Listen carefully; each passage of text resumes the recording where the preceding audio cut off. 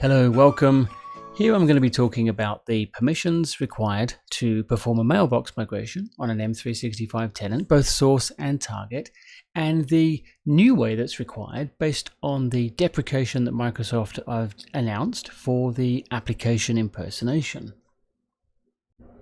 So whereby you've been used to using that in MigrationWiz projects for quite some time, there is a new requirement to add application permissions and add a service principal and some management scopes in the background there to perform these migrations. So there is a new article which has been written here, and I'll just move to that here. You can see the replacement to the application impersonation role, and I've got some easy steps here. So we've got 1 through 7. So 1 starts off with creating that application registration as you would normally be used to doing, but then the other items we need to consider as we go through this article, and right through to number 7, which is there setting up the MigrationWiz project.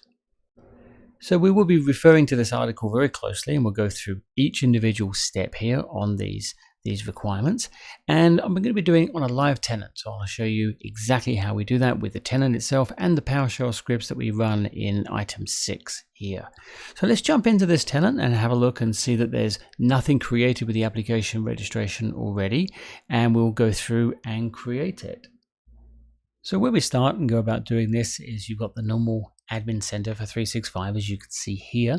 And if I go down into the identity, which will take us into the Entra ID, which is where we perform these tasks.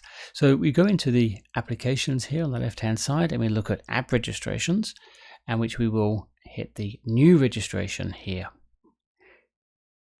Now, what I will do is just refer back to the article as we go through here. So number 1, which is create this new application registration. You can see here we talk about different considerations and the fact that this is a replacement method for the application impersonation, which we used to have to do. So what we do here, if I go down here, create a new registration, we do take you through with lots of screenshots here about how this is to be done. But really what we want to do is create the new registration, as you can see, and give it a name. And really, the first step here, we want to cut and paste this line here. Very useful to do that. That is the main item we need for these public and native mobile redirect URIs, which is in here. So let's copy that out, jump back into my screen here, and let's perform this. So I'm going to put in name for this will be MigrationWiz. I'm going to give it a name of, obviously that's the date which we're starting things out here, but we'll go in here and say accounts in the organization directory for multi-tenant, and you can see multi-platform, public native, and paste that line in there and hit register. So that's our first step, just to get the core application in the system and registered. Now we're going to need these items here, the application or the client ID and the directory, which is the tenant ID. So what we'll do here is I'm going to copy and paste those into Notepad. You can see here, just drag that across here, just put that down, and we'll call this one the app ID, like so. And we're going to grab the directory tenant ID as well and paste that in too. And we'll call this one the directory ID, like that. So moving on, we do need to go to the authentication tab on the left here, and we want to scroll down a little bit, and we want to be turning on these mobile and desktop flows with a yes, and save that item. And then we can move into the API permissions. So we hit that, and we want to be adding a new permission in here, which will be APIs my organization uses. And if you just put your cursor in here and start typing Office, we're interested in the Exchange Online permissions, and we're after a delegated permission, which will be the EWS. Let's expand that one out and hit the tick box here and add permissions in like so. Now again, coming back to the article which we're referring to, if I come down here, you can see what we've managed to achieve already. We've got the item in there, we've got the IDs copied out, and the public flows turned on. And we're even moving down into that step 2, which is assigning that API permission and consent. Now you can see here, add permission. You can see the Exchange Online, EWS access as all, And obviously that goes through like so. Now we do need to add the additional permissions now. This is slightly different to what you were used to with the application impersonation. These are the added ones that we need to have for this step. And you can see we're looking for the full access as app and the exchange manage as app in as application permissions.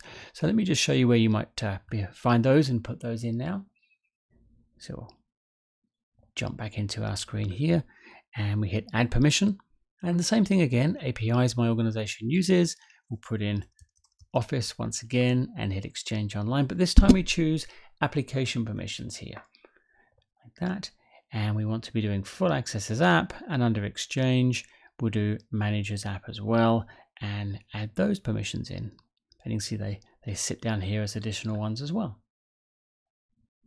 And obviously we do need to do the grant admin consent as well. And we'll hit yes there, and you'll see these all go green, and you have the tick boxes down here for the admin consent that has now been granted. So once again, coming back to the document which we're running through and referring to here, you can see that's what we've just done. And we are now on to step 3. So you can see here that it's just asking us to cut and paste those items out into Notepad so we can have those later. We've just done that already, obviously up the top there. So that's our main task for step 3, which is now done. But the reason I mention that now is because we also need to grab the app ID and the object ID from the enterprise application registration, which is a slightly different code. The application ID will be the same, but the object ID is different. And that's what we're going to be giving this script when we are assigning those rights to the service principal. So how we do that is we jump back out of the screen there by going over to enterprise applications. You'll see there's your list there, and if I just make that bigger we can see which one we're after, and that's why I've got the July 2024 there. Now we go into that from an enterprise perspective, and you'll see that we get the same sort of screenshot. We get the application ID and the object ID. So if I copy those out, let's just copy that to clipboard, and we'll put that into here. We'll just call this one enterprise app just for reference, and we'll put that in as the app ID. And you'll notice that when I do paste that in, that is the same as the application registration, but it's the object ID which will be different. So we'll copy that one as well, drop back into Notepad, and we'll call this one object ID and place that there, which will then drop that down and keep that for later on in the process. Now, part of what triggers this whole new event inside the MigrationWiz console is by creating a client secret and putting that into the project. It triggers the fact that we are using the new service principal rights with the RBAC controls rather than application impersonation. So you can see here creating a client secret and storing that one as well, so which we'll do. So let's go back to the tenant here and click on certificates and secrets, and we say new client secret. And we just give it a name, just call this one MigrationWiz. Recommended 180 days, that's enough time to get this migration done. We can change it if we need to. If you want to make it longer or shorter, you can, but we just hit add there, and it will just add the value in here, which I will copy to clipboard and put in here. So I'll put in here client secret, paste that in, and again we'll just keep that for later. Now remember that if you go out of the screen and come back, that value, because it is technically a password, it's the client secret, it will get displayed as like a cutoff value, and it won't display exactly like this again. So if that does happen to you and you haven't made a copy of it, you're going to need to go and delete the client secret and then just create a new one, in which case it's displayed correctly. So make sure you do copy that out straight away. And you can see back in the article, it does make reference to that as well. So now we've got the script, which is the configure M365 tenant, which you can download here. And you've got a few tasks that we need to do on that. So what the script is actually doing is it's taking those parameters, the application ID and the object ID, and binding those to a management scope, which is then going to allow that service principal, which we assign in there, to then have access. It's telling the the back end of the tenant, that particular object ID and the application ID is allowed to have those rights inside that tenant. So what we do there is we run these commands here. Now the set execution policy is just if you need to tell it that a downloaded script is able to run, so we can do that. So if I cut and paste that one out there, we can then drop that into the PowerShell window. So I'll bring that up here. There we go. And so I just paste that in and run. We can say, yes, we do want to make that change. And our next command, as you can see here, is going to be the connect exchange online. So let's do that. Exchange online. And then we put in the credentials that we'd need for the connection to the tenant, which we're talking about, which is that Zeotrope one. So you then put your credentials in and hit next, and it will then ask us for a password, obviously, which goes in there. Hit sign in. It'll ask us for the MFA, which I'll just respond to quickly, which will then allow us access into the tenant with PowerShell. There we go. Now, if you haven't done any of this type of customization on a tenant beforehand, you will need to run this enable organization customization on the tenant. And there's no problem if you have already run that in there. I'm just going to, as you can see, paste that in there. And I'm going to get an error come back, obviously, because I have actually run this one previously. And you can see the error is talking about organization is already enabled for customization. If that's not the case and you haven't run it before, it'll just come back down to that. As you can see, the scripts line there. So that's quite normal. It's good to run it again just to make sure that it is going to allow that. You can't run these other commands if you haven't enabled the org customization. So now I can run that script, configure M365 tenant PS1, and when we go in that, it's going to ask for the application ID and the object ID. So these are the items which we captured earlier, which we can then paste in. Now this is from the enterprise app setting. So this app ID is this one here, and we paste that into that, and then we grab the object ID, this one, and paste that in accordingly as well.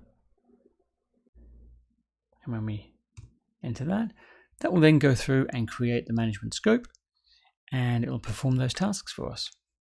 Now you'll notice there's a few little messages up there. What it's doing as it runs through there is it's checking if that particular scope does exist already, and it will create it if it doesn't, which is why we get that little red line there to say it doesn't exist. So then it goes through and creates it, and does the same thing with that service principal as well. And you can see now it runs through completely, runs successfully, and it says the required objects were created. If I do run up here again, you can see there's all our status of what it's been up to, and there's all the success there. And you can see here, it's just checking for the existing service principal and for the existing management scope. So don't worry if you get these little red items. This is exactly what you'd expect to have, because it's checking for if they exist, it reports back that they don't, and then it goes ahead and creates that for you, which is what it's doing here. Now this is putting a scope in for a recipient type of user mailbox, and if you want to do a more scoped setup whereby you're restricting it to particular things, we do have the other articles in there which will then take that into account. But for this one, it is going to be everybody if the recipient type is equal to a user mailbox. And you can see there's checking for an existing service principal, can't find one, and therefore it goes ahead and creates it. So when you do, as I say, when you see some of the red appear like this in the script, that is normal. It's just doing the checking and coming in there. If you do run it again, that's what it will do, is it will check for those existing service principals and management scopes, and it will then obviously find them and not need to create them. So you can run the script multiple times if you want to check that out, but obviously just the once here is needed. And you can see after it's done all this particular work, you can see now the green item here saying required objects were either created or were already present in the system. Now referring back to the article, you can see this is what it's meant to be doing, and you can see that was the result that we actually had. Now, if you do want to check out what they look like, these items here are just a nice reference item for the commands you'd use to view what you've just done, which is management scope, service principal, and then looking at the management role assignment into this here, which is one of the permissions we granted that application. So you can see from this how it's binding everything through into the application and giving those rights. So this is a good check to do if you want to see what it's been doing in the background for you. So that's good. And then we move on to step 7, which is really setting up the MigrationWiz project. And you can see it's after these 3 items, which we grabbed from step 3 and from step 6. So let's jump into the MigrationWiz console. Let's create a new one and show you where we put these in. So you can see as we're signed in here and we say we're going to start a new mailbox project, we do the same thing as normal. We have the project name and the customer, which I'll just put in quickly here. So I'd use a couple of defaults I have there. And next step we say endpoint, and I'm going to say a new endpoint, which will be an M365 source. So I've just given it a name, and we'll select the endpoint as Microsoft 365, and I'll give it the credentials, which are for the admin account that we've got set up in there, which we were going to be using as the service account. And we normally recommend you'd have a service account like this, I've called it MigrationWiz@zeotrope.com. It's a nice account that we can then delete once the migration is completed, rather than use one of the existing global admin or other administrative accounts in there. It's a good practice to have this, so that then, as I say, clean up at the end is quite easy because we just remove this account from there.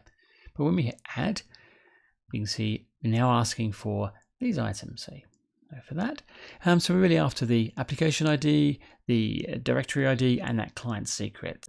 So again, we bring up the notepad window, and you can see there's our application and directory IDs, which are going to be these top 2. These are the ones from the original application registration, not the enterprise app, because obviously it's a directory ID, not the object ID, and that's how you really know the difference between the two. So I'm going to grab that item, plug that in here, and obviously the directory ID, this guy goes in here, and once again you can see the client secret is coming from here, and that goes down into this guy, and we hit the next step. Now I've done that for the source tenant. If we're doing a migration obviously into another 365 tenant, which we are here, we're going to need to do the entire process again for the destination or the target tenant as well. So rather than put that on this video, because it is exactly the same process, I'm just going to use an endpoint that I already have for a destination and then carry on from there. So with that portion saved, it takes us through to the project summary, where we normally hit the save project, and then we can carry on and we can start configuring our mailboxes that will be part of this migration project.